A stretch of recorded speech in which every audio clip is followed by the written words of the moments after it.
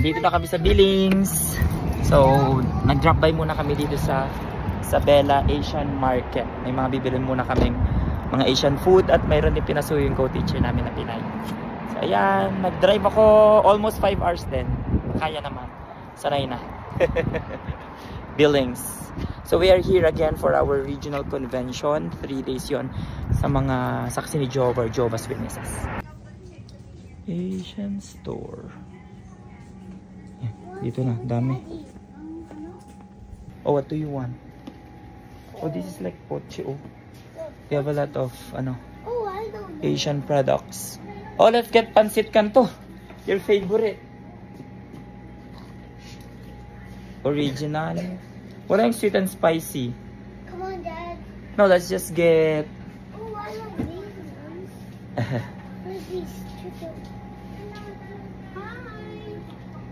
Asian Market, nakarating din kami. Oh, I love pandesal.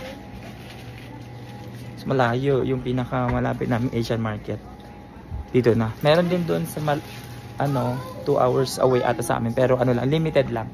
Dito din nag-order or sa iba't ibang store, katulad ng sa Calgary, magte-transfer pa ganyan.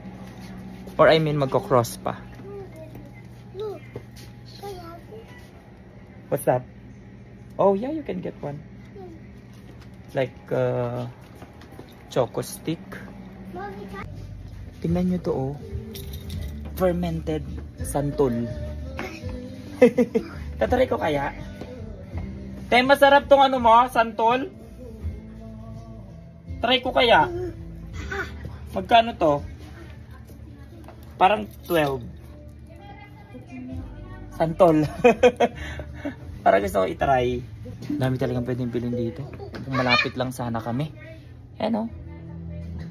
Mga ginagamit natin sa Pilipinas. Yan. Try ko siguro to, santol. Mahilig ako sa maasim. Ayan. Santol. Gulay. May mangga dun, oh. Longgan.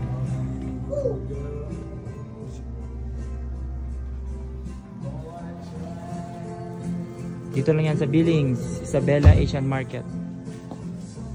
Laki! Masyadong mahal. Mami. Naku, hindi pwede sabi namin. Ito mangga. Sir, sa daw, mangga baby. Masarap. Oh,